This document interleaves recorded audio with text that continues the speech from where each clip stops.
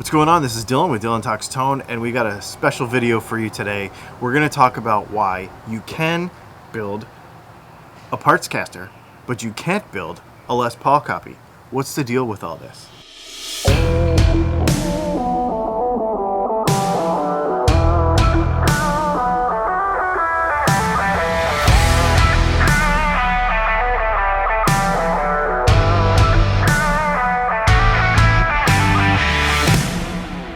So after our last video about counterfeit guitars, we got a lot of questions in the comments and requests, because I did ask, what about a video about why you can make Strat-shaped guitars, but you can't make a Gibson-shaped guitar?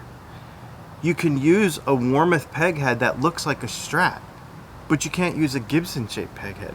What's the deal? Why is it different for each brand? What laws are we talking about here? And how do we keep this all straight? And I mean, it's crazy. It's ridiculously confusing, honestly. So, instead of doing my normal thing where I do lots of research and I try to be as factual as possible on this channel, I really do, there's a lot of particulars here that I just don't know. It's outside of my realm of expertise. So, I got an expert. In fact, I got the expert. This guy's pretty much the reason we can have parts casters, in my opinion. This guy is pretty much the reason why, if you're in Europe, you can buy a Explorer or a V-shaped guitar. He is the lawyer when it comes to all this stuff. His name is Ronald Bienstock. That is how you say his name. I double and triple check. If there has been a lawsuit about body shapes or peg head shapes or pickup colors or anything like this in the last 20 or 30 years, chances are Ronald Bienstock has been in the room, and chances are he has been representing one or more of the people involved. Like, he has actually been there. And because of the work that he's done, the law and the shapes and all the stuff that we're doing right now is possible. Like, parts casters are basically possible because of some of the battles that he has fought. He has represented some of the most incredible brands in the world, all the ones that you know. Let's scroll them, because you're going to be like, holy crap, this guy has done everything, and he's represented everybody. And on top of that, he's like an actual rock star. He's performed with tons of bands. He is a bass player. He is a real musician. He's not just a lawyer.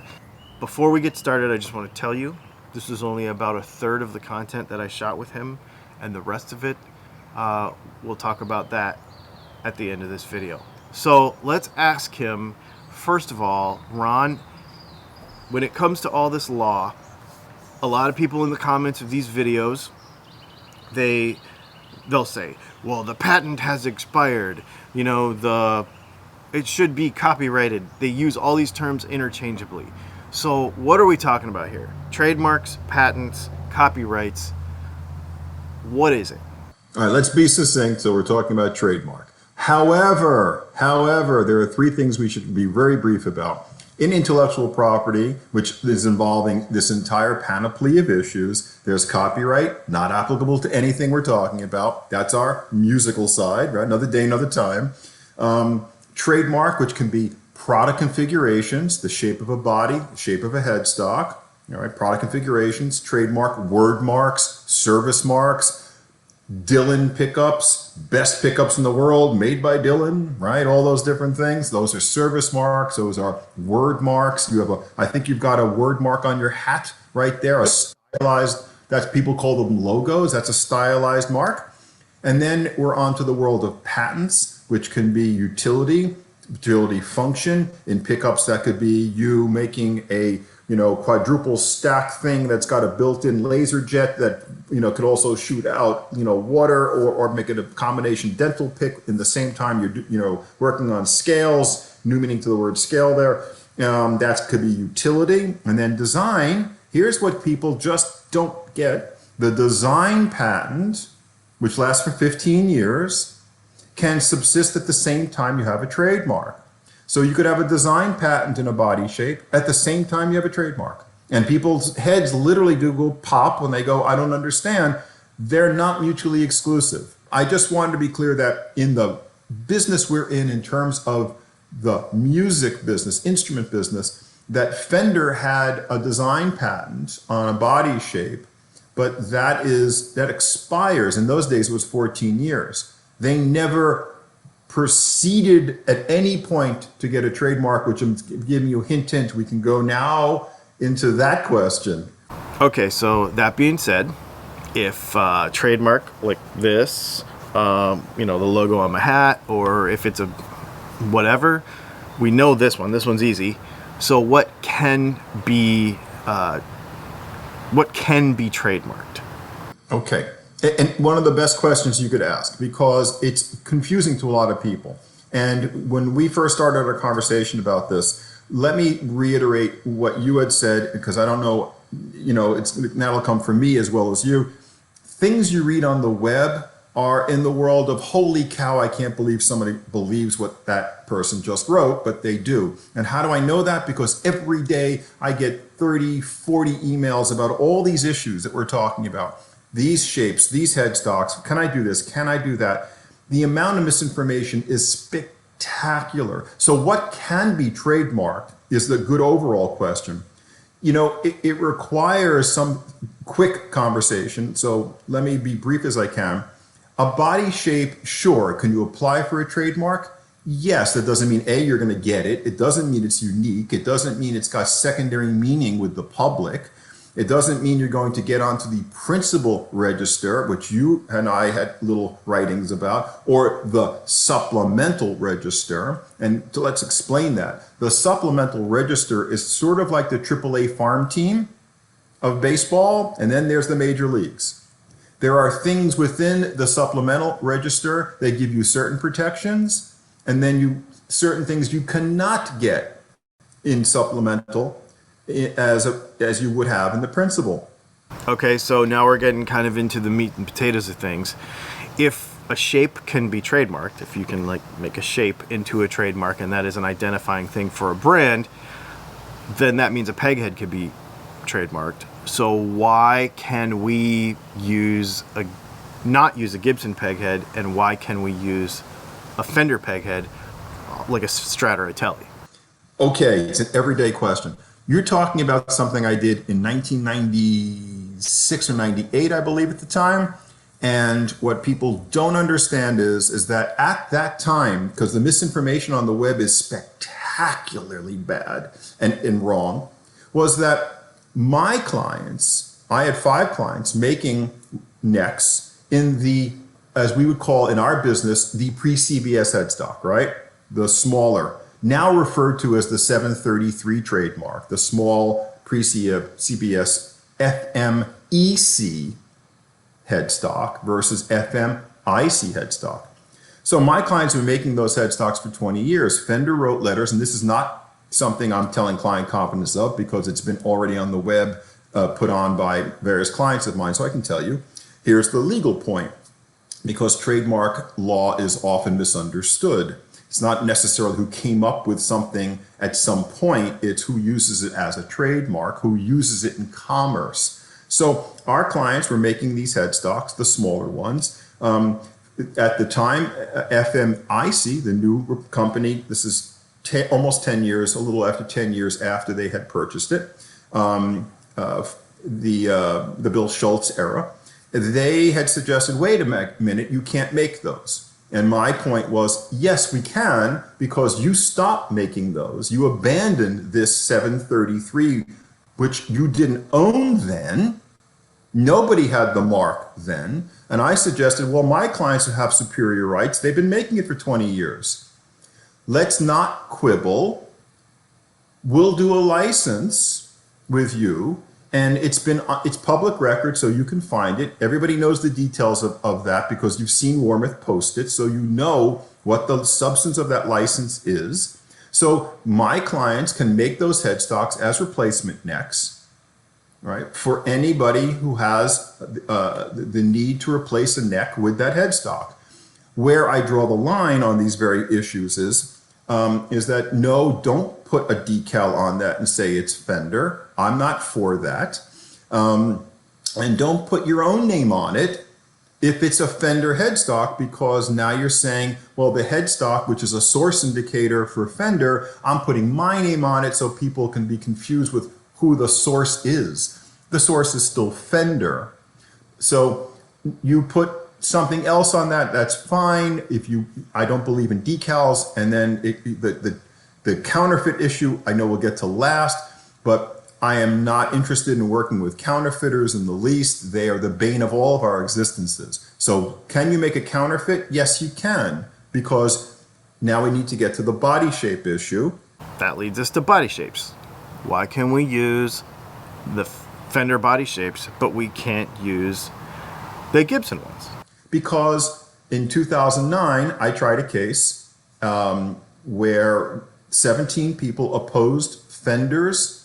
And this, I mean by trying, it goes to, we were in a seldom known world of adjudicating, which the thing in our business is things don't get adjudicated very often, so there aren't decisions. When there's a decision, like the Fender case, we get to use that as law. So in winning that case in 2009, the principle is that the 17 people who opposed Fender, they, as a group, said, you cannot get a Tele, a Strat, a P-Bass, and then of course later Jazz Bass or these other Fender shapes as a trademark, because you are not using that as a trademark indicator. You've never applied to own that, and you've allowed hundreds, if not many hundreds of people over the last 50 years to use the same shapes, thereby making it generic, because we've all built the world of interest in this shape.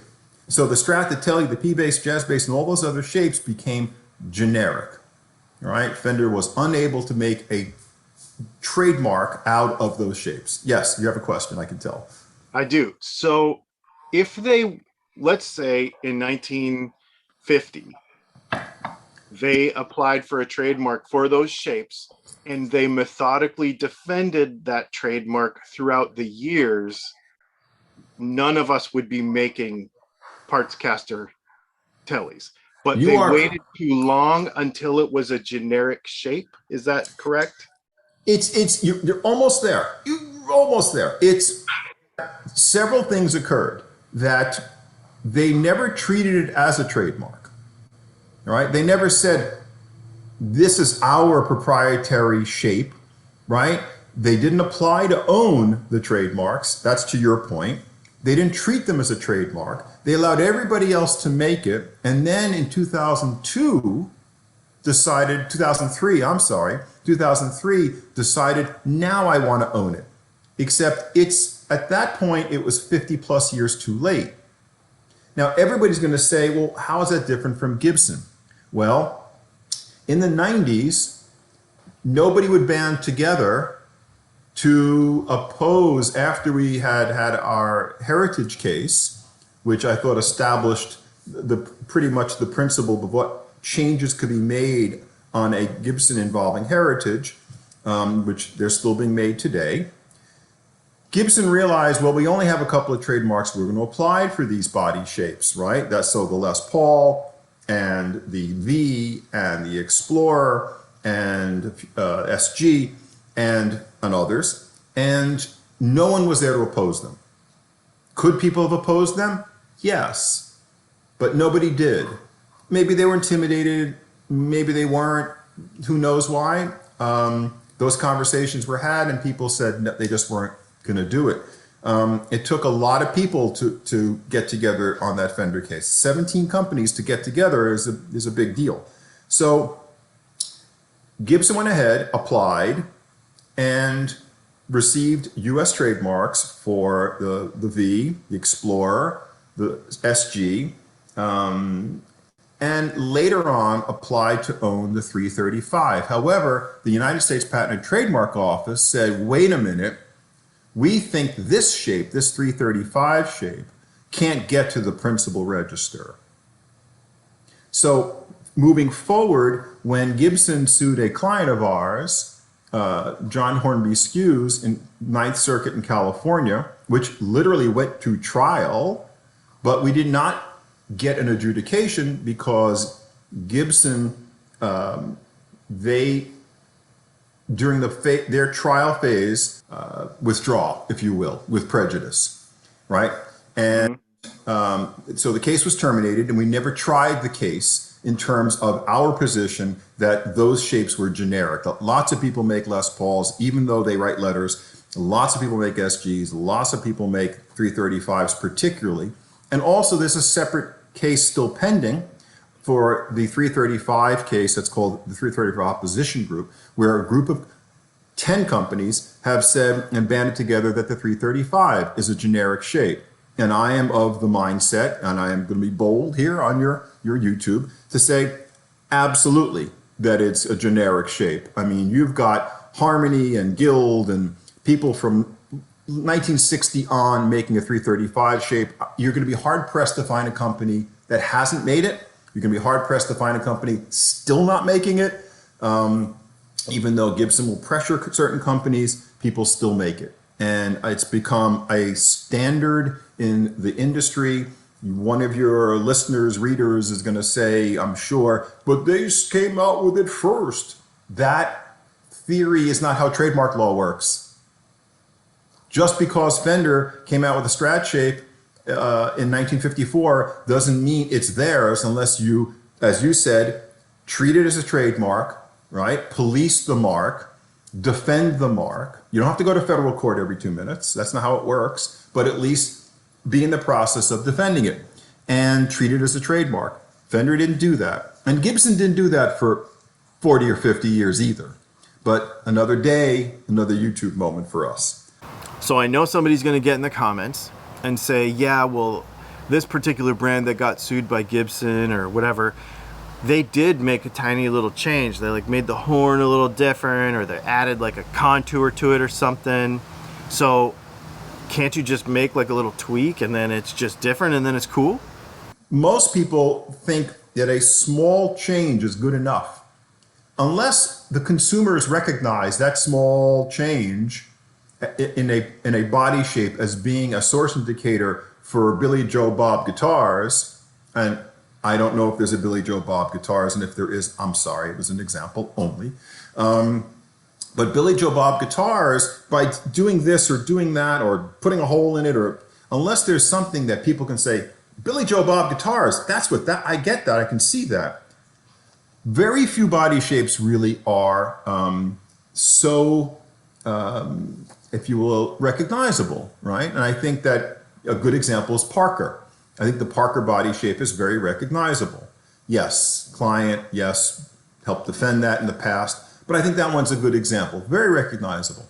And not everybody likes all shapes. People get used to a shape.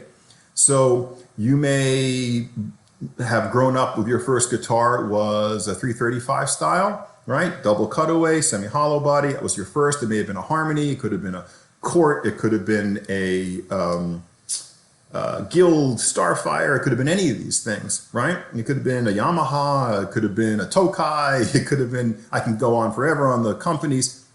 And then you stay with that. It may be that you want a Gibson, maybe you don't want a Gibson.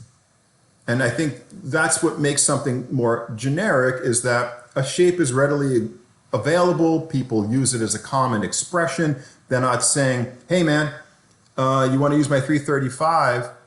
They're not even, that reference might not even be to a Gibson, right?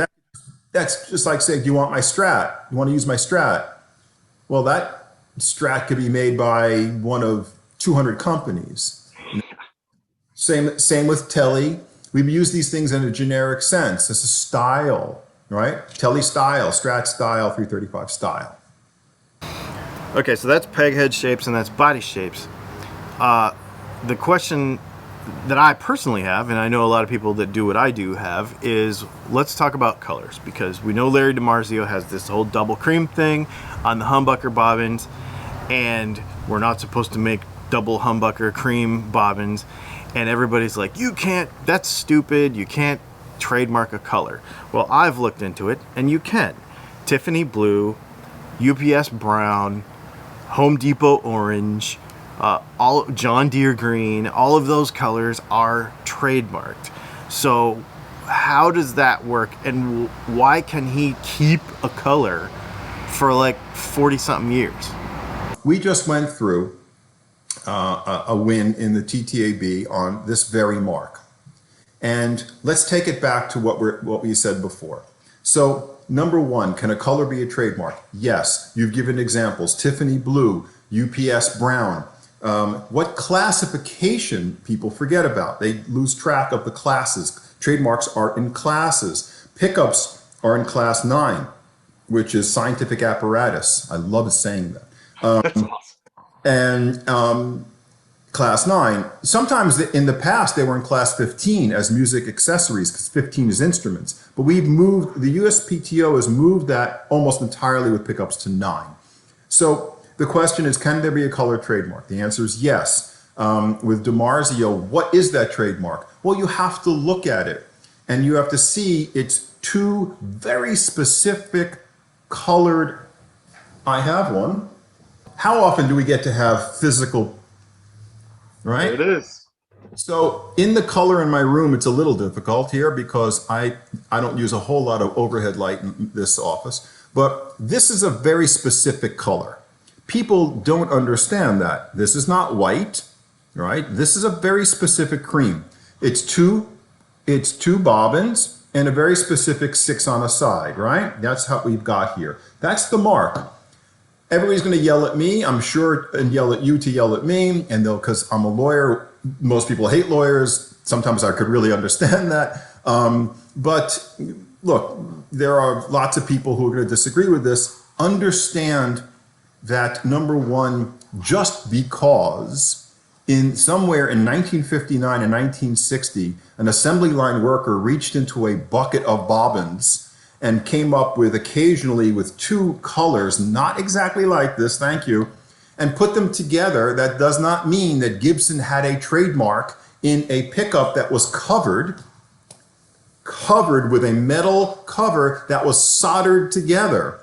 So somewhere, as you know, in that Peter Green and Eric Clapton era, you know, where people said, hey, if you take the pickup covers off, it's a hotter sound, which of course is ridiculous, but that's okay. They said, let's do that. Well, you're going to unsolder, take a piece off, like taking a hood off of a car, and saying, here, Dimarzio was the first company, A, to make the aftermarket pickup in this open coil method, but second, was the first one to say, I want to use that color so people know when I'm looking at a guitar 25 feet away, that anyone will recognize that as a Dimarzio product. That's how a color trademark works. When you see Tiffany blue from 25 feet away, you're going to say on a package, you're going to say, hey, I think that's the Tiffany thing in there. When that UPS truck drives by with that brown, there's no mistaking. We know what's coming. We're probably getting a guitar or rack unit or a pedal today, right? So we know what's coming. Yes, we're all gear geeks, yes. So the thing about trademarks and colors that is wildly misunderstood, like most things in trademark, it's just because somebody reached in and put those 2 together and you can find a couple. It's just because you take a cover off doesn't mean it's a trademark. It's not who may have come up with something first, who uses it as a trademark. Dimarzio has used the double cream color since late 74, 75. That's over 40 years to identify this color, right? This color as a source indicator for Dimarzio. So I have had these conversations at NAMM. I've had these conversations online. I've had these conversations over and over again. We just went to the TTAB and tried this matter successfully. I can tell you that yes, of course you can have a color trademark. And your question was, and let's also be clarifying trademark versus patent. A trademark is valid as long as you renew it and use it in commerce. It'll go on forever. There are trademarks from the 1830s. This is an example of pay the renewal, use it in commerce, your mark stays. When you abandon or never used it as such, then it's a different story. I mean, okay, it makes sense to me. And 100% I'm stoked that there are people like you that do this, because as much as people want to disagree with this whole trademark law stuff, when they are saying, oh, Gibson this, Gibson that, we have to defend our trademarks. I have to defend mine. Apple has to defend theirs. Whoever it is, somebody has to defend their brand so that they can be identified in the marketplace. I do get it. So thanks for sharing that with us. Thanks for being with us. And actually, I'm stoked that you're actually a musician and you're super passionate about music. Well, we can do it again one day when you get the questions, or say, well, that guy's full of nonsense, and we could go at the next group of questions. But hopefully people will appreciate the work you're doing in trying to set the record straight, and appreciate getting information into the marketplace so people can make informed decisions, particularly on counterfeits and other things. And I say to anyone who's watching this, we all want the music instrument business to thrive. Support it, support musicians, support your gear companies. This is a crucial time as we're all kind of getting back to playing live again. Support your local bands, support your recording artists, and it'll all come to fruition for everybody. Hopefully everybody who's in a band right now is back at work, and all of your tools, your guitars, your amps, your pedals, you now know the real information about how they got there. Well, I think that was super cool. I really appreciate his time. This video is already too long, but there's almost an hour of content. I mean, we only used like 16 or 17 minutes of this content today, but there was like an hour of his content. So make sure that you go to our Patreon and check out the whole uncut thing. The whole thing was uncut. Obviously, I edited this together today to make it make sense, but there's a whole uncut thing in case you worried about me cutting something important out.